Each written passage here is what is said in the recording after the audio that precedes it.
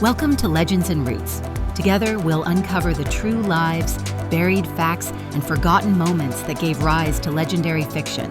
If you enjoy our videos, don't forget to subscribe and ring the bell. Join us today in the quest to find the real woman behind a famous villain. Lady Macbeth, a name that curdles ambition into blood.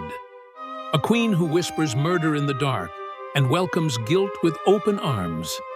Her hands are stained in our collective imagination, not just with blood, but with power, betrayal, and consequence. She is one of Shakespeare's most haunting creations. But what if we told you she was real? Not as a dagger-bearing temptress, but as a forgotten queen, one caught in the teeth of war, legacy, and propaganda. Long before the bard gave her lines soaked in ambition, she had a name: Gruoch ingen Boite. A noblewoman of ancient royal blood, Gruoch lived in the 11th century Scotland, a land fractured by feuds, Viking raids, and shifting allegiances. She was no invention. She was queen, wife to Macbeth of Moray, and possibly the last living descendant of the old Pictish kings.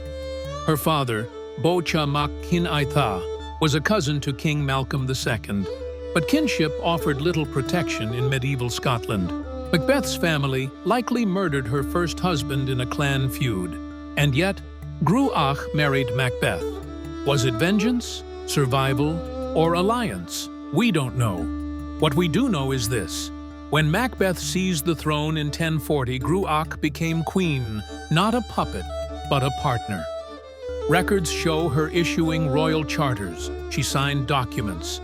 She commanded lands. There's no evidence she urged Macbeth to kill a king, because Macbeth didn't. He took the crown in battle, not by betrayal, and ruled peacefully for 17 years. The real tragedy? That history forgot her, until fiction twisted her.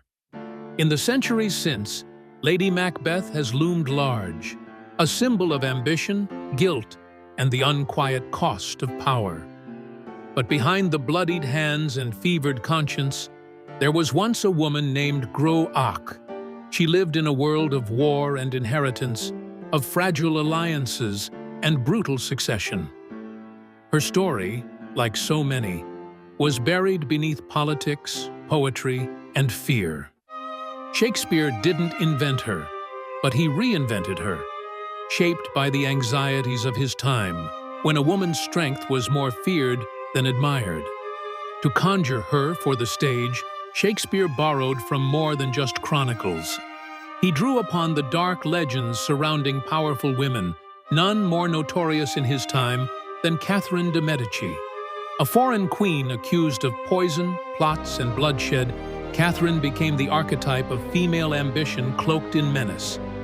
Through her image, Gruoch was distorted, no longer a real queen of quiet power, but a fictional one of ruthless purpose. It was a masterstroke of theater, but a shadow of the truth. And that shadow grew into Cersei Lannister, into Lady Jessica in Dune, into every woman accused of wanting too much. We do not fault the poet. His Lady Macbeth is unforgettable. But so too is the silence that history kept around Gruoch.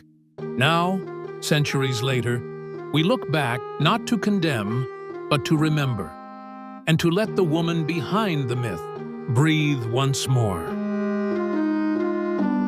Legends linger, but the truth waits in silence.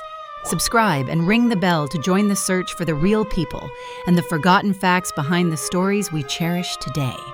See you soon.